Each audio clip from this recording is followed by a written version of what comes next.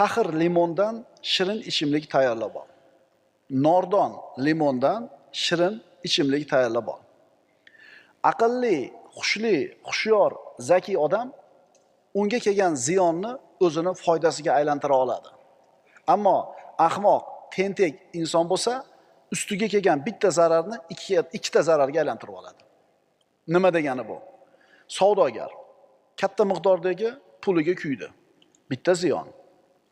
Ziyon keldi. O'ylanadi, siqiladi, bo'g'iladi, davlenasi oshiradi. Yana bitta ziyon bo'ldi. Bitta ziyon ikkita bo'ldi. Yana bo'g'iladi, siqiladi, o'ylanaveradi, sahri oshirib oladi. Yana bitta ziyon. Demak, bitta ziyon keluvdi pulidan ajrab. Endi siqilib bo'g'ilib, sahri ham oshirdi, davleni ham oshirdi. Endi aqlli insonchi puliga kuydi.